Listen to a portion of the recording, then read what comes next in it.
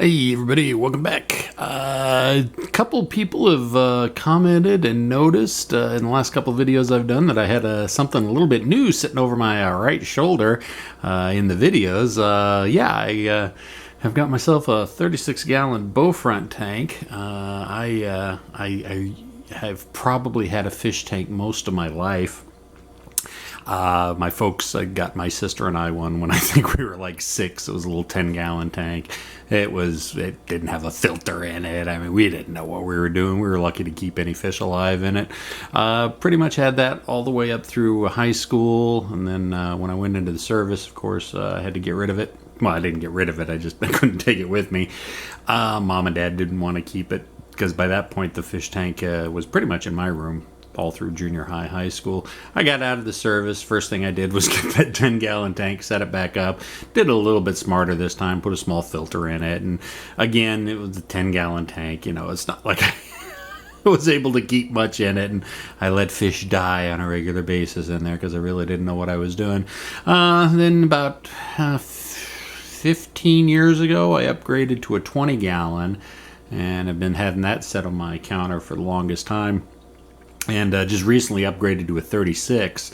I wanted a 30, at least a minimum of a 36 bow front for years, but finances just haven't really been there. And honestly, our apartment complex only let us have a maximum of 40-gallon tank, anyways. So, but yeah, I got my 36-gallon. I'm really happy with it, and I got a bunch of gouramis in there, neon blues, and some honey gouramis and a bunch of guppies and neon tetras, and I could get some more fish in there. I'll get some more fish in there. So I also got a Plecostomus catfish hiding in there someplace, but he doesn't like to come out very much. I think he hides behind the ship and under the plant. He's about 8-10 inches long. He's the old man of the tank. But yeah, so a couple people had asked me about it, and I figured I'd go ahead and do a little shoot. Yes, I know. I'm sorry for those of you who don't care about this and just want to get me to get to the gaming. Fine, I'll get back to the gaming. All right. Sorry for that little segue into something totally not war game related. But, you know, like I said, I had a couple people ask about it. I had to show off my fishies. So, anyways, let's get back into the fight. It looks like we've kind of blown open the road to Abu Ageila. Let me go ahead and put the markings back on here. He pulled back a lot of his forces from this trench line and from that gully. But those, yeah, SU, he's got less than 10 SUs left there. So I don't know if I'm going to be able to get these guys punched through here. They're dispersed. About 1,000 men there. I should be able to blow through that. Those guys are all in good order. Feeling confident about the scenario so far, much better than the last time I played this scenario. So let's go ahead and jump into it. Let's go ahead and get our airstrikes out of the way. That looks like a good place for airstrikes. Oh, I've only got recon left. Should I? Nah, I don't think I need to use recon. Looks like everybody's in good position. I'm gonna be doing some assaulting. Go ahead and do some artillery fire.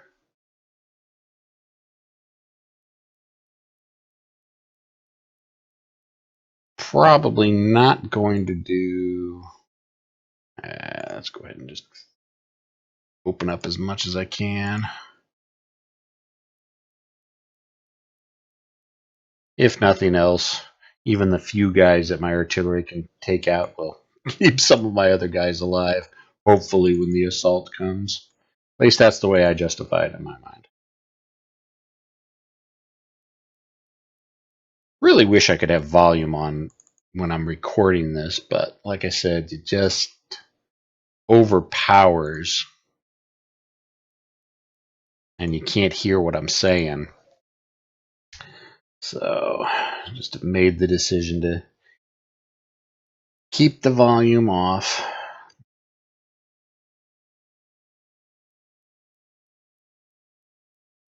Looks like most of my artillery is out of range. Oh, there we got some long range stuff.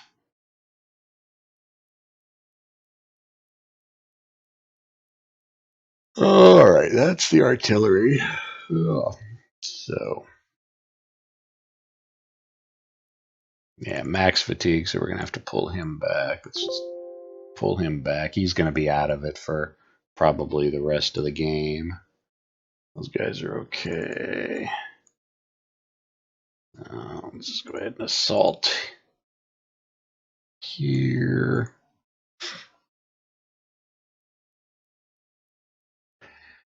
20 men and 2 vehicles, and all I got was 36 men. Balls. Yeah, another max fatigue. Yeah, that's 30%. That's a killer. His fatigue's almost maxed out as well. Let's see if we can take out some of those SUs. I may be able to get to Abu Ageila, but my guys may be maybe too fatigued and too tired to carry the fight through. Let's see. Yeah, those guys are all in pretty good shape. Let's go here. Let's cross the gully. Yeah, okay, good. That puts us in good position. That's broken, disrupted, and now, okay, so let's take the tanks, fire on the SUs.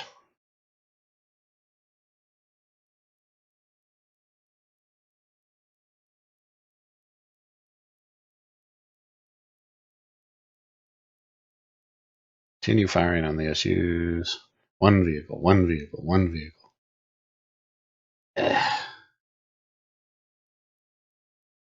Lots of return fire, but mostly those guys are disrupted or broken, so they're not going to be doing much to me.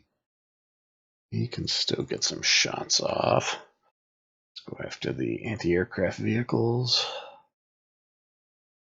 Okay, let's just push all these guys up.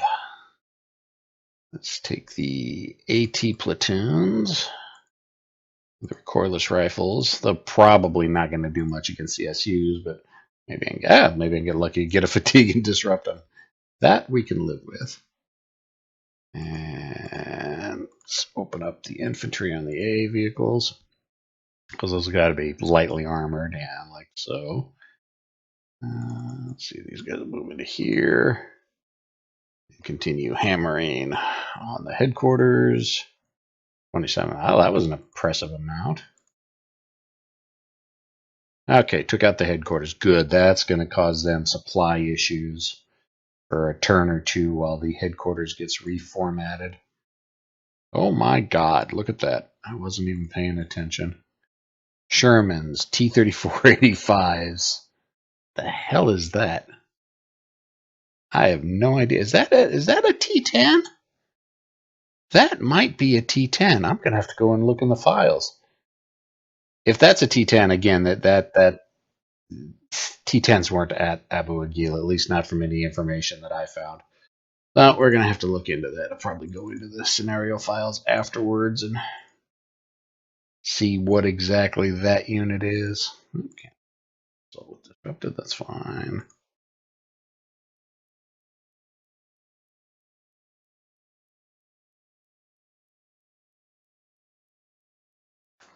Assault into there. Not liking those exchanges. Kill 8 men, but I lose 4 men in one vehicle.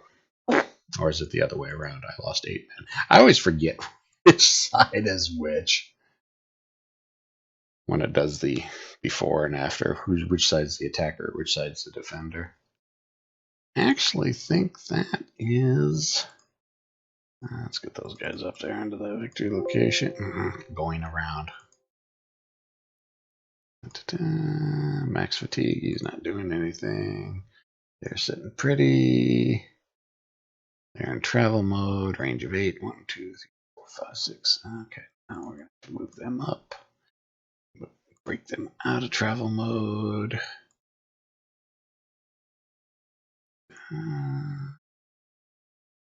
Mortars up. Probably not the smartest thing moving them there, but those guys are pretty much disrupted, isolated, broken, so they're not going to do too many casualties to me. Hopefully. Let's see, those guys could still fire. And I think that's about it. So let's go ahead. See what kind of nastiness we're in for. See if I can find my button to speed it up a little bit. Yeah, it definitely helps a little bit. Don't need dead air while we're going through and watching the computer do it. All right, not a bad move for him to move back into that trench line. Don't think it's going to affect my supply lines, but we'll see.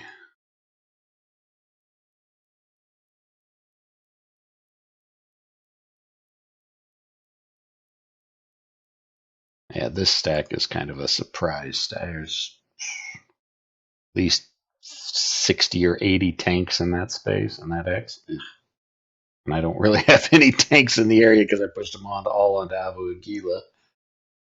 Oh, well. I'm in trench lines. I should be able to hold okay for a little while.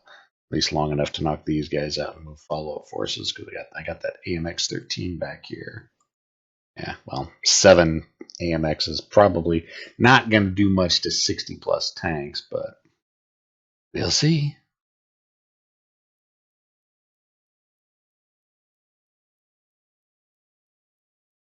If anything, I probably am going to secure all the victory locations, but I'm probably going to lose it on casualties. Primarily because I do have it jacked up to 30% bonus for the Egyptians. So I'm taking more casualties than I would say if I was doing head to head and just being evil AI or evil equal AI bonus. Evil. Does prove to be a bit of a quandary. If I pull these guys back to deal with them or keep pushing them forward, I think I'm probably just going to keep pushing them forward. 3 vehicles.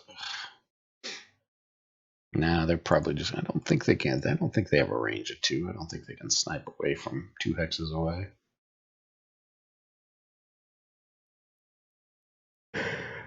Hmm.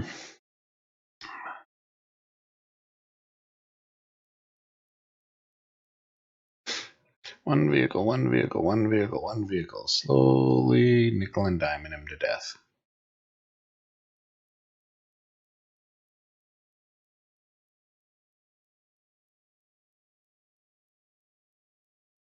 Which is fine.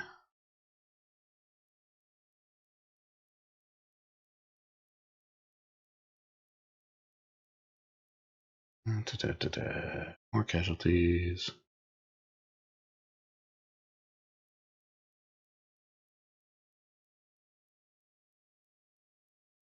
Yeah, I got nothing to say right now while the computer's going through its turn. I didn't get a lot of sleep last night. Well, actually, I did get a lot. Well, not a lot of sleep, but I got deep sleep after I took. I sometimes have trouble sleeping, so I popped some sleeping aids. ZQL, Alka-Seltzer at nighttime. I use those to help me sleep sometimes. Problem is, it usually makes me feel hungover the next day. Screw this. I'm just gonna bump it up again.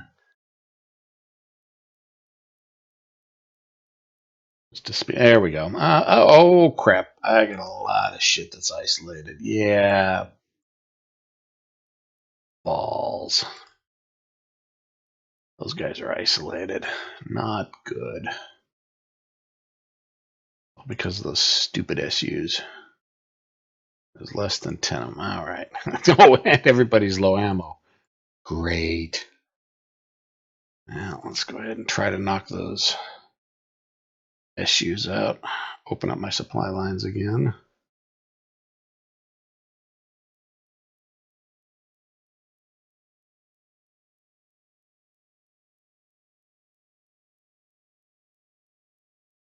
I'm probably going to have to totally ignore these guys and push these guys up. I think I may have to do that. Yeah. Let's go ahead. That should open up the supply lines.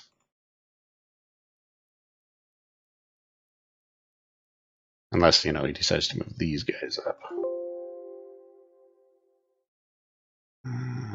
Max fatigue, jeez.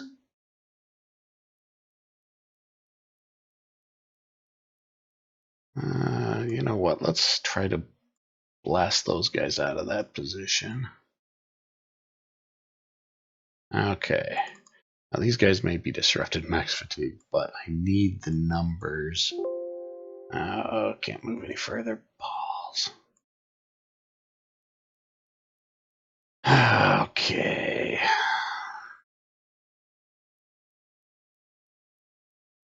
Take these guys out of travel mode. Start artillery shelling them. That's out of artillery. More artillery.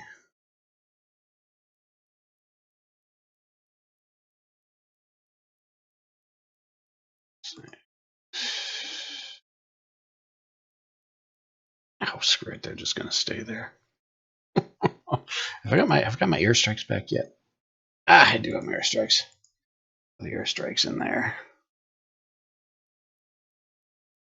One vehicle. We got there. Oh, we've got a bunch of disrupted stuff. Oh, he pulled his SUs back. All he's got is the disrupted anti-aircraft. Ooh, you know what? I'm gonna try it. I may be low ammo. I may be isolated. But you know what? I think my 1,000 men and some support should be able to blow those anti-aircraft vehicles out of the water. Hey, there we go. So secured it, and we're probably not going to be pushing too much further because we're just going to be trying to save our butts at this point. Open up the supply lines. Let's see, what do we want to do here? Well, let's see what we got artillery-wise. Mortar platoon, fine. I should probably move those guys back. Too late. Yeah, out of movement.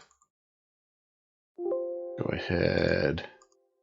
Move him there. If anything, that should cut this guy's supply. What else have we got for artillery? Let's see. Hit there, hit there, hit there, hit there. Let's hit there.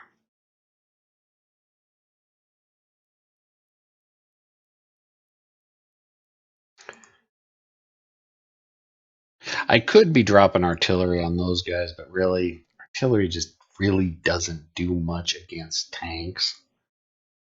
And most of his stuff there is disrupted, so yeah, we'll just keep dropping it on this infantry.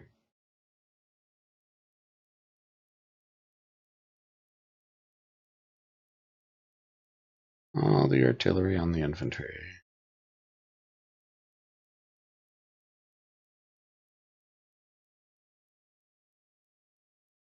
Alright, let's go ahead and throw the assault on them again.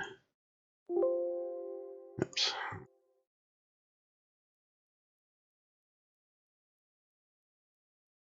If anything, I'm just trying to kill as many guys here for victory points as I can.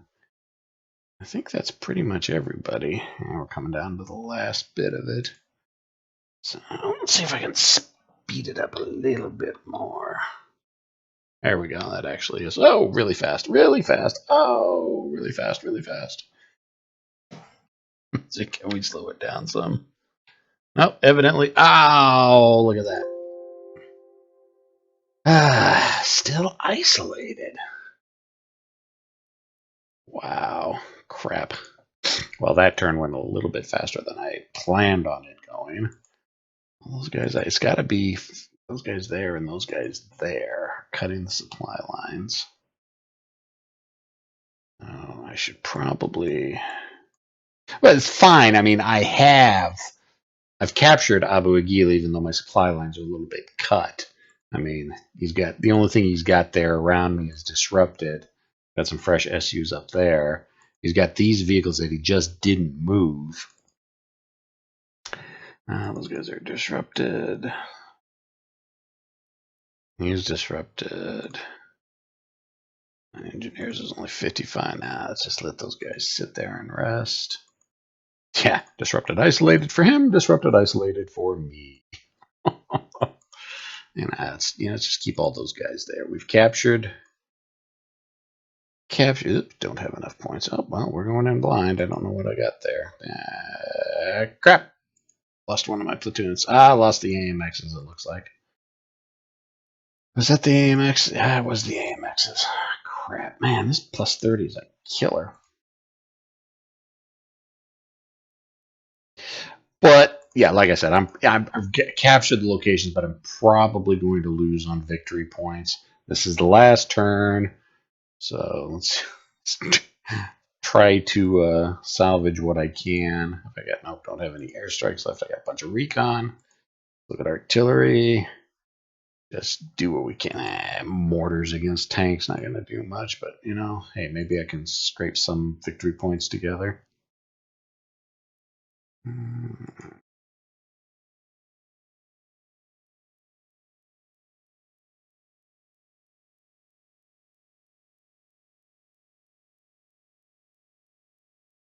I have a feeling that the next turn is going to speed by really quick as well, which is okay.